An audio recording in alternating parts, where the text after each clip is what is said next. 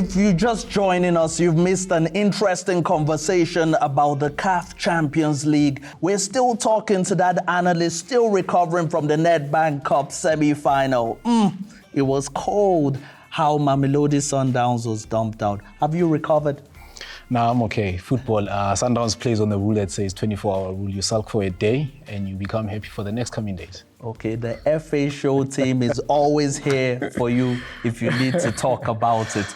Now, speaking of which, let's talk about the Confederations Cup because there are 4 exciting teams still left in this competition. Which fixture are you looking forward to?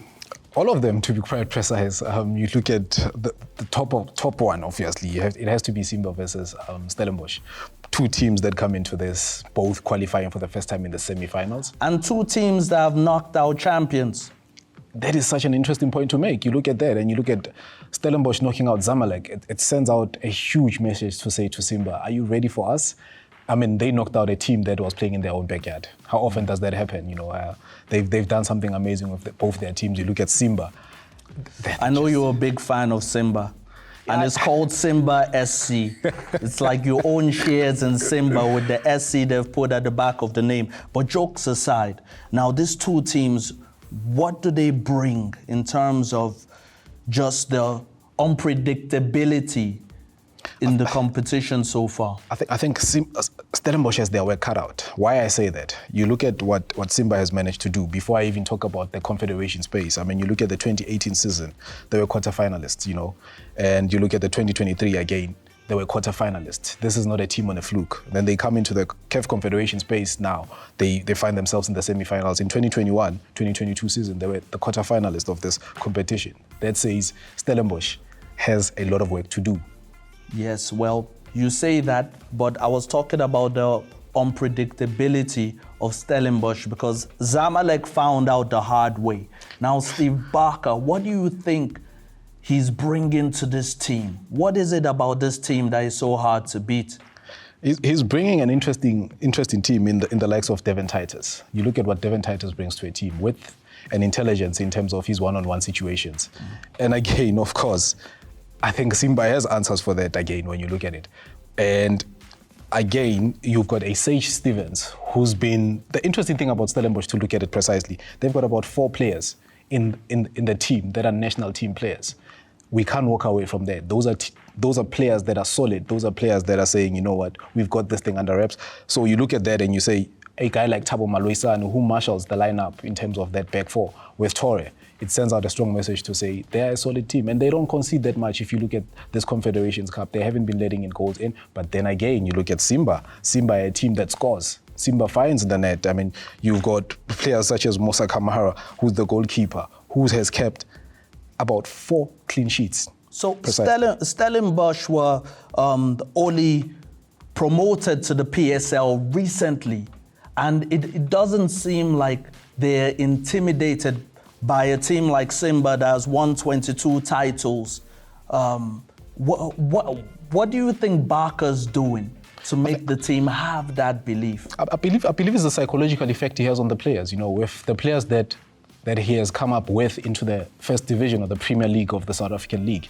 And you look at that alone, he has given his players to say, I will not doubt you. I will put you in when people are thinking that mostly some of the players that are in this team, for one, you reference a guy like Thabo Maloisane. This is a guy that used to play for Sundowns at the development spaces. And they pushed him out and said, you know what, he's not the quality that we're looking for precisely. But Steve Barker came out and said, you know what, this is a player that I need in my team. And look at what he's doing in his team. He look at the boys that are coming from development, who he has given an opportunity to play.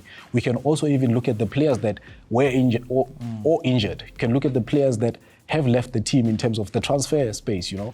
And he's been able to come back and say, you know what, I've got players that are going to be into the team, such as your Lisiba Nku that have been brought in, your Brian Mandelas that are in the team that comes and solidifies the team, your Bans, he comes into the team and he's solid.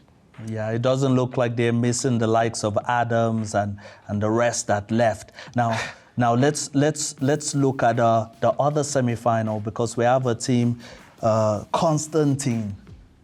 CS Constantine, to be more precise. CS Constantine, yes. The Algerian team. One of the few teams in the world that I know that has played 2 fixtures in one day, you know. How did that happen? But I don't even think so many people would know much about that team It was a team that was formed 127 years ago. They have a stadium that was named after a freedom fighter during the Algerian War. There's so much rich history behind the team. There is.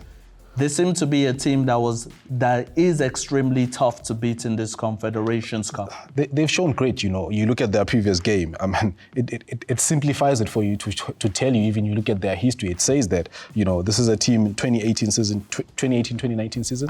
They come out as quarterfinalists in the CAF Champions League space. Now they come into this as the first time to play in the semi-finals. So for me, I look at them and I say, you even look at the players they have on their team sheet. 9 appearances and 2 goals. Who am I speaking about? I'm speaking about Aheb Belanucci. This guy comes in and he's a monster in terms of what he brings to the team. You look at Brahimi Dip, the captain. 12 appearances and 3 goals and 5 assists. I think it's going to be an interesting setup to look at it. SC, they're going to be playing an R.S Bekane side that, you know, they've won the Thrones Cup 3 times in their history. A very tough team to beat. What is your prediction for this one quickly? This is going to be a simple one for me. I think I'm going to give this one to R.S Bekane. R.S Bekane. And Simba's game?